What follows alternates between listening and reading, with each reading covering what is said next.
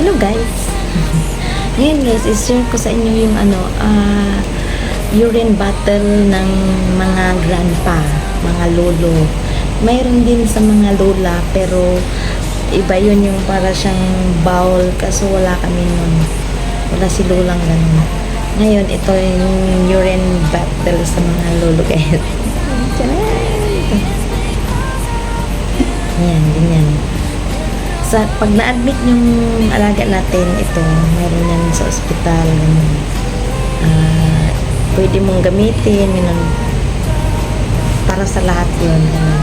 Tapos, pag doon naman sa bahay, pag wala kayong ganito, pabili kayo ng amon. Mura lang naman ito. Tapos, guys, yan.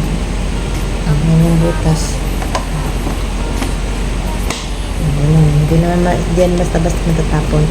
At saka sa gabi guys, sa gabi yung alaga mo tulog, ganun, ay bumangon, ay tulog yung gusto niyang umihi, tapos ayaw niyang bumangon, tapos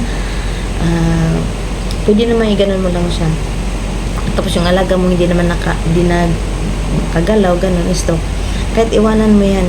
Ako minsan nakakaidlip ako, nakatulog ako. Kasi matagal naman silang umihi, ba, iniwan mo. Kasi hindi naman niya matatapon yun eh. Kahit gagalaw pa siya, hindi niya matatapon. Kasi ang karamihan ng mga ihi ng mga matatanda, konti lang naman niya.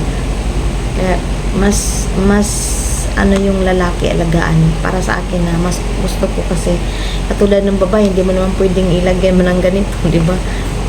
Naman matatapon yung lalaki. Kasi kahit yung dati kong alaga, pag wala kaming ganito, yung plastic lang ng yellow, mayroon niya nabibili dito mas mahaba, ganun.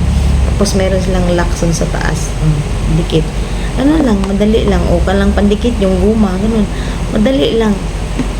Mas paborit kasi yung lalaki, kaya karamihan talaga gusto kong alagaan lalaki kasi madali lang.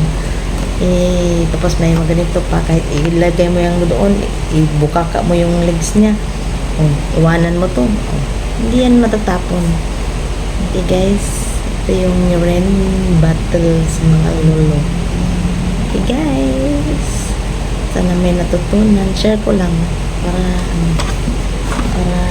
sa mga bago ba mag-apply dito. Tapos pag naman, hinugasan mo naman ito, kahit lagyan mo ng chlorine yan, hindi okay lang yan kasi di naman ihi lang naman, para hindi siya magdumi. Guys, bye!